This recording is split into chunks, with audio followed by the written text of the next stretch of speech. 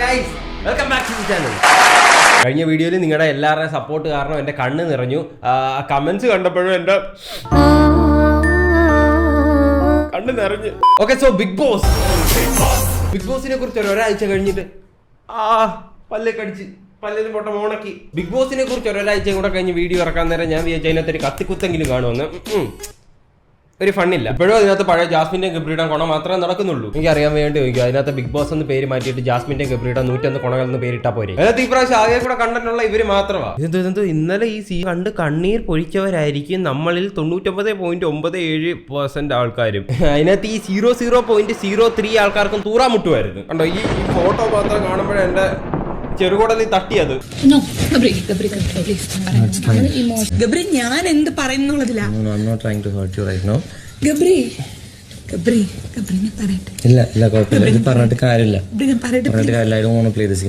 ഇവരുടെ വിചാരം എന്തോ ഇവര് പണ്ടത്തെ ഷാറൂഖ് ഖാന്റെ ഫിലിമിനകത്താന്നോ? ഷോ വിടാൻ ഒരുങ്ങി ഗബ്രി പോന്ന് പറഞ്ഞു. അതാണോ ഈ സംഭവം? ഞാൻ പറഞ്ഞു തീർക്കട്ടെ. ഗബ്രി, ഇവിടെ ആരെന്ത് പറയുന്നുള്ളതല്ല. നമ്മുടെ ഗെയിം ആണെന്ന് പറഞ്ഞാലും നീ എന്നെ ഇങ്ങനെ ആക്കുവാണെന്ന് പറഞ്ഞാലും ഞാൻ നിന്നെ ആക്കുവാണെന്ന് പറഞ്ഞാലും ഗബ്രി എനിക്കറിയാം. ഗബ്രി, പുറത്തുനിന്ന് കാണുന്നവരെ കഴിയും ഇപ്പൊ അവര് കാണുന്ന ഒരു വിഷ്വല. എനിക്ക് നിന്റെ നിന്ന് കിട്ടുന്നത് ആ ഇമോഷണൽ ഫീലിംഗ്, കണക്ഷൻ. അത് തന്നെ ഞാൻ പറഞ്ഞതന്നെ. എത്ര പേർക്ക് പറഞ്ഞാൽ മനസ്സിലാവുമെന്ന് എനിക്കറിയില്ല. ഗബ്രി, എനിക്ക് എന്റെ ഇന്ന് നിനക്ക് കിട്ടുന്നതും അതാ. നീ ഇങ്ങനെ പറയല്ലേ ഗബ്രി, പ്ലീസ്. ഈ 2 സൾഫ്യൂരിക് ആസിഡ് ഈ ഷോയുടെ ഉള്ള വില കൂടെ കളഞ്ഞു. ഈ 2 അല്ലാതെ വേറെ ആരെങ്കിലും ഈ സീസൺ ജയിച്ചു കഴിഞ്ഞാൽ അവർക്ക് ഭയങ്കര നാണക്കേടായിരിക്കും. ആരെ പേടിച്ച് ആരെ ബോധിപ്പിക്കാൻ ഇതിൽ നിനക്ക് എന്ത് കിട്ടൂന്ന? എന്റെ ഫാമിലിയും ഇവരുടെ ഈ കുത്തുവാക്കുകളും കാരണം ഞാൻ തളർന്നു പോയതാ. ജാസ്മിന്റെ മോട്ടിവേഷൻ കേട്ടിപ്പോ ഗബ്രിയുടെ മനസ്സിൽ ആരെ പേടിച്ച് ആരെ ബോധിപ്പിക്കാൻ ഇതിൽ നിനക്ക് എന്ത് കിട്ടൂന്ന? ഡയലോഗ് അടിക്കണ ചെറ്റകളുടെ പോലെ നമ്മൾ എന്തായാലും ജഡ്ജ് ചെയ്യൂല. മര്യാദയ്ക്ക് ജഡ്ജ് ചെയ്യുള്ളൂ. മര്യാദയ്ക്ക് നമ്മൾ ജഡ്ജ് ചെയ്യുള്ളൂ. വീട്ടിൽ പോയിക്കണേ അപ്പനെ വിളിച്ചേട്ടാ.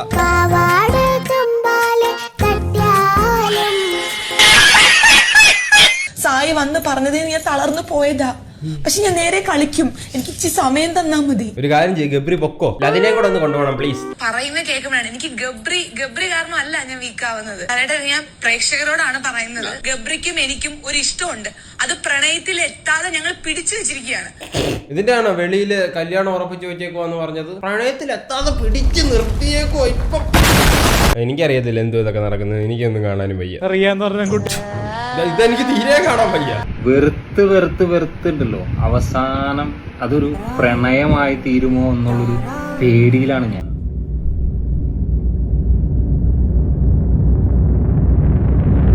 അങ്ങനെ ആയിരിക്കത്തില്ല, അവൻ കോമഡിയടാ. അതാണ് എനിക്ക് അതിനൊരു ഫോൺ വഴി പറഞ്ഞു തരുന്നത്. കാരണം ജാസ്മിൻ എന്ന് പറയുന്ന വ്യക്തി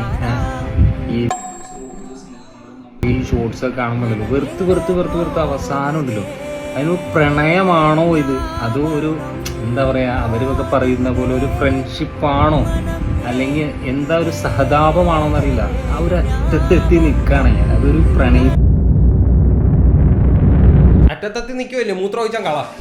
എന്റെ പ്രണയത്തിന് കണ്ണും മൂക്കും പാലും ഒന്നും ഇല്ല, അത് വേറെ സംഭവം. കടലാശിക്കോ അല്ലെങ്കിൽ അത് എന്തിലേക്ക് ആവണമെന്ന് എനിക്കറിയില്ല. ഞാൻ വല്ലാത്തൊരു ഫീലിലായിരിക്കണം. ഇങ്ങനല്ല ഒരു ഫോൺ വഴി നിങ്ങൾ പറഞ്ഞത്. ഫോൺ വഴി ഞാൻ പറഞ്ഞുതരാം. 1.5 ഇട വിട്ട് കുളിക്കണം, ചായക്കകത്ത് തുപ്പി വെക്കണം. അങ്ങനെ ഒത്തിരി കാര്യങ്ങളൊന്നുമില്ല. വൃത്തി എന്ന് പറഞ്ഞ സാധനം അടുത്തൂടെ പോരുത്. എന്തായാലും ഇനി പുറത്തിറങ്ങിയാലും പേടിക്കണ്ട, ജീവിതം കൊടുക്കാൻ ആൾക്കാരുണ്ട്. അല്ല, അതിനിപ്പോ എന്തോ ഒത്തിരി കളിയാക്കാനൊന്നുമില്ല. ഒരാളോട് ഇഷ്ടം തോന്നിയ വലിയ കാര്യമൊന്നുമില്ല. അത് എല്ലാവർക്കും തോന്നുന്ന സാധനമാണ്. മനുഷ്യനാണോ തോന്നിയിരിക്കും, അത് വലിയ കാര്യമൊന്നുമില്ല. പിന്നെ ചായ കുടിക്കാൻ നേരം ഒന്ന് ശ്രദ്ധിക്കണം കേട്ടോ. വേറെ ഒന്നുമില്ല, ചായ കുടിക്കാൻ നേരം ഒന്ന് ശ്രദ്ധിച്ചാൽ മതി. എനിക്ക് ഇതിന്റെ ഒരു അടിവര ഇടണം. ഫ്രണ്ട്ഷിപ്പിന് മുകളിലാണെന്ന് പറഞ്ഞിട്ട് ലവേഴ്സിന്റെ പ്രവൃത്തികൾ കാണിക്കുമ്പോൾ ബന്ധം കിട്ടും. ഒന്നില്ലെങ്കിൽ ഞാൻ ഈ വീട്ടിൽ നിന്ന് പോകണം, അല്ലെങ്കിൽ ഇവൾ ഈ വീട്ടിൽ നിന്ന് പോകണം. അങ്ങനെയാണെങ്കിൽ ഇതിലൊരു ക്ലാരിറ്റി വരും. പക്ഷെ എത്ര നാൾ അല്ല ഇവര് മറ്റേ പ്രണയത്തിലെ പിടിച്ചു നിർത്തിയേക്കുമല്ലായിരുന്നോ? എന്താ പറ്റി? നീ ഒരു സത്യത്തെ കള്ളമാക്കി പറഞ്ഞു. എന്ത് സത്യത്തെ ഞാൻ കള്ളമാക്കി പറയണേ? ഞാൻ പറയുന്നുണ്ട്, എനിക്ക് നീയൊക്കെ ഇത് വന്നേ പിന്നെ കള്ളം പറയാനും തിന്നാനും അല്ലാതെ വേറെ എന്തോ ഇല്ലെങ്കിലും വാ തുറന്നിട്ടുണ്ടോ? എനിക്ക് ഇവിടെ ഇഷ്ടമാണ് എന്ന് വെച്ച് ഇവളായിട്ട് റിലേഷൻഷിപ്പിലാവാനോ ഇവിടെ കല്യാണം കഴിക്കാനോ എനിക്ക് പറ്റില്ല. എന്തൊരു പറച്ചിലടാ ഗബ്രി. അങ്ങനെ സുഹൃത്തുക്കളെ, ഗബ്രിയുടെയും ജാസ്മിന്റെയും 101 കൊണകൾ എന്ന ഈ ലക്കത്തിന്റെ അടുത്ത നാടകം അരങ്ങേറുന്നു. എന്റെ ചോദ്യത്തിനുള്ള ഉത്തരം എനിക്ക് കിട്ടി, ജാസ്മിന് കിട്ടി. ഇതൊന്നും അല്ല, വെളിയിലോട്ട് ഇറങ്ങി നോക്ക്, ജാസ്മിന് കിട്ടിയത് മാത്രമേ ഇവിടെ ഉള്ളൂ. ഫ്രണ്ട്ഷിപ്പിന് മുകളിലാണെന്ന് പറഞ്ഞിട്ട് ലവേഴ്സ്. എനിക്കിത് കാണാൻ വയ്യ. ഇത് ഒരു പ്രാവശ്യം കണ്ടപ്പോഴും എന്റെ ചെറുകോടലിൽ ഇത് തട്ടി. ഇനിയും കണ്ടു കഴിഞ്ഞാൽ എനിക്ക് പൈസ ആവും. എന്നാലും ഹൃദയം തുറന്നത് എനിക്ക് ഇഷ്ടപ്പെട്ടു.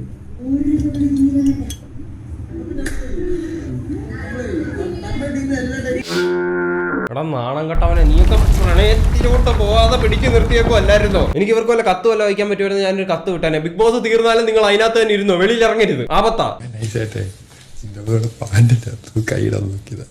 അർജുൻ, ഞാൻ നൈസായിട്ട് ജിൻഡോ ബ്രോയുടെ പാന്റ് കൈ ഇടാൻ നോക്കിയതാ, താക്കോലെടുക്കാം പക്ഷെ ഒരു നനവ്. പിന്നെ ഭയങ്കരം തന്നെ. വല്ലവരുടെ പാന്റിനകത്ത് ചെന്ന് കൈ ഇടാൻ നേരം നീ പിന്നെ എന്തോ വിചാരിച്ച ബർഗർ കിട്ടുമല്ലോ?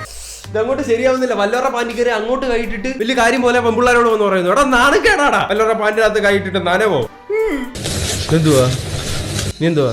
ബിഗ് ബോസ് 6 ടിഷ്യൂ പേപ്പർ എടുത്ത് എറിഞ്ഞു, അതവിടെ വീണില്ല, അപ്പുറത്തോട്ട് വീണു. ഇതൊക്കെ വലിയ കാര്യമാണ്. ഇതൊക്കെ ഒരു മനുഷ്യന് പറ്റാവുന്ന കാര്യങ്ങളേ ഉള്ളൂ. ഒരു 100 ദിവസം അതിനകത്ത് കിടക്കാൻ നേരം ഇങ്ങനെയൊക്കെ ചെയ്യുവാടാ എത്ര വൃത്തിയുള്ളവനും. എന്ന് പറഞ്ഞ് ജാസ്മിൻ അങ്ങ് വൃത്തിക്കാരിയാന്ന് പറഞ്ഞ് ഞാൻ ന്യായീകരിക്കുമല്ലോ, അതൊക്കെ ജാസ്മിന് ഇഷ്ടം. പക്ഷെ ഇതിലൊന്നും വലിയ കാര്യമില്ല. ഡ്രസ്സ് ഇതെല്ലാം, ഈ ട്രേ എല്ലാം ജാസ്മിന്റെ ഡ്രസ്സുകളാണ് ഏറ്റവും കൂടുതൽ അവിടെ ഉള്ളത്. ആ ഡ്രസ്സുകളെല്ലാം വാരി വലിച്ചിട്ടിരിക്കുകയാണ്. ജിൻഡോയുടെ ഡ്രസ് ഉണ്ടോ? പക്ഷെ ഏറ്റവും കൂടുതൽ എന്തോന്നാണ് ഡ്രസ്സ് അവിടെ ഇട്ട് ഡ്രസ്സ് ഇവിടെ ഇട്ട് അതും ഇതുമായിട്ട് എന്തോ ബന്ധമുള്ളേ? നീയൊക്കെ അതിന്റെ അകത്ത് കിടന്ന് ഉണ്ടാക്കുന്നതിനെക്കാട്ടി കൂടുതൽ കഴിഞ്ഞ ബിഗ് ബോസ് സീസണിലെ ആൾക്കാർ വെളിയിൽ കിടന്ന് ഉണ്ടാക്കുന്നുണ്ട്. അവർക്ക് ആ റേറ്റിംഗ് കൂടുതൽ. ഇതുങ്ങളൊക്കെ പിരിച്ചു വിട്ടിട്ട് പഴയ ബിഗ് ബോസിലെ ആൾക്കാരെ സബ്ബറക്കി കളിക്കണം. ഞാനൊരു മനുഷ്യനായോ? ഇതിനു മുമ്പ് എന്തുവായിരുന്നു? സത്യം ഞാൻ കാര്യം പറയാം. കാരണം എന്റെ ജീവിതം എന്ന് പറഞ്ഞാൽ അഹങ്കാരത്തിന്റെ ഏറ്റവും പീക്കിൽ നിന്ന ടൈമിലാണ് ഞാൻ കയറി വരുന്നത്. ഞാൻ എന്താണ് കേൾക്കുന്നത്? ഇനി സീക്രട്ട് ഏജന്റ് ആണ്, ഇനി ബിഗ് ബോസിൽ നിന്ന് ഇറങ്ങി കഴിഞ്ഞാൽ കാറ ഇരുന്ന് ആരെയും കുറ്റം പറയത്തില്ല. മനുഷ്യനായെന്നും പറഞ്ഞോണ്ട് അരി തിന്നാതിരിക്കൂ. അരി വേണമെങ്കിൽ വീഡിയോ ഇടണം, വീഡിയോ ഇടണമെങ്കിൽ കുറ്റം പറയണം. ഗബ്രിയുടെ പിറകെ ഓടി ജാസ്മിൻ, നിന്നെയൊക്കെ വെറുത്താലും ഞാൻ നിന്നെ മറക്കത്തില്ല. ഇവരെ രണ്ടുപേരെ എടുത്തു കഴിഞ്ഞാൽ ഷോ ഇങ്ങനെ നല്ലതാവുന്ന ആൾക്കാർ പറയുന്നുണ്ട്. ഇവരെ രണ്ടുപേരെ എടുത്തു കളഞ്ഞു കഴിഞ്ഞാൽ പിന്നെ ഷോ ഇല്ല. ആരുണ്ടതി? ഞാൻ നോക്കുമ്പോ എല്ലാരും ഇവിടെ ഹാപ്പി ആയിട്ട് നടക്കുന്നത്. അർജുന ശ്രീതു ഒക്കെ ഉണ്ടാവും. കാരണം നീ എന്നോട് നല്ലോണം അല്ലെ തന്നെ നിങ്ങൾ എങ്ങനെ ഹാപ്പി ആയിട്ട് നിൽക്കാൻ? പ്രണയത്തിലേക്ക് എത്താതെ പിടിച്ചു നിർത്തിയേക്കുമല്ലേ? ട്രൂ ലവ് മരിച്ചിട്ടില്ല. ഇതിങ്ങടെ രണ്ടിന്റെ ഓരോ എപ്പിസോഡ് കാണുമ്പോഴും എനിക്ക് എന്നെ തന്നെ അങ്ങ് തീർക്കാൻ തോന്നുക. ട്രൂ ലവ് കാണിക്കാൻ നെറ്റിക്കൊക്കെ ഒട്ടിച്ചോണ്ട് നടക്കേണ്ട ആവശ്യമുണ്ടോ? നാശം കണ്ടും പോയി, മനസ്സിൽ കിടക്കും. ഇനി വരികൾ അവരങ്ങ് സീരിയസ് ആയിട്ട് എടുത്തു. ചന്ദനക്കുറി നീ അണിഞ്ഞതിൽ എന്റെ പേര് പതിഞ്ഞില്ലേ? ഞാൻ ഈ ഫസ്റ്റ് ബിഗ് ബോസിന്റെ വീഡിയോ ഇട്ടപ്പോൾ പറഞ്ഞതിൽ ഇപ്പോഴും ഉറച്ചു നിൽക്കുന്നു. ബിഗ് ബോസിൽ കയറുന്നതിന് മുമ്പ് ഇവർ പറയുന്ന കുറച്ച് സാധനങ്ങൾ മേടിച്ചു വെക്കും. ഫോണ്, ലാപ്ടോപ്പ്, തലച്ചോറ്. ഞാൻ സിജോനാണ് ചോദിച്ചത്. ഞാൻ നോണ പറഞ്ഞു മാത്രം പറഞ്ഞ എന്റെ കയ്യിൽ നിന്ന് ഇപ്പൊ പോണത് നീ കാണും. എനിക്ക് നിന്നെ നോണയാക്കിട്ട് എനിക്ക് എന്ത് കിട്ടാനാ? അവരെ കേൾപ്പിക്കാനാണെങ്കിൽ എനിക്കും കേൾപ്പിക്കാൻ അറിയാം. കണ്ടോ, ബിഗ് ബോസിന്റെ ചരിത്രത്തിൽ വന്നതിൽ വെച്ച് ഏറ്റവും വലിയ 2 വാഴകൾ ഏറ്റുമുട്ടിയാൽ എന്ത് സംഭവിക്കും നമുക്ക് കണ്ടറിയാം. ആരെയും പ്രോത്സാഹിപ്പിക്കത്തില്ല. പൈസ പോകാനും റിസ്ക് എടുക്കാനും മാത്രം താല്പര്യമുള്ളവർക്ക് link is in the description. അവിടെ ചെന്ന ആര്യം എന്ന് പറയുന്ന ഒരു മെസ്സേജ് അയച്ചാൽ മതി. 40,000 rupees ഒക്കെ കിട്ടിയ ആൾക്കാരൊക്കെ പറയുന്നുണ്ട്. നിങ്ങൾക്ക് താല്പര്യം ഉണ്ടെങ്കിൽ മാത്രം ടേക്ക് ആക്ഷൻ.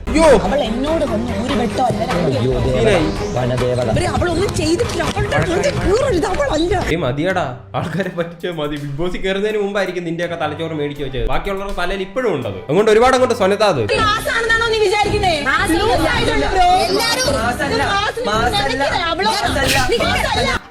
അവന്റെ ഇപ്പോഴത്തെ ആ കോലത്തിൽ മാസാവാൻ പറ്റുമോ? ആദ്യത്തെ 2 ആഴ്ച ഫുൾ പോയ കണ്ടന്റ് മുഴുവൻ യമുന റാണി എന്ന വ്യക്തിയിലൂടെ തന്നെയാണ്. യമുന റാണി തന്നെയായിരുന്നു അതിന്റെ സെന്റർ ഓഫ് എന്താ പറയാ അട്രാക്ഷൻ. കഴിഞ്ഞ സീസണിലായിരുന്നില്ലയോ തകർത്താടിയത്? ഈ സീസണിൽ എന്തായാലും ഞാൻ കണ്ടില്ല. ഈ വീഡിയോ ഇഷ്ടപ്പെട്ടെങ്കിൽ ഇങ്ങോട്ട് വെക്കോ കേട്ടോ. നല്ല വീഡിയോ. ടാറ്റാ.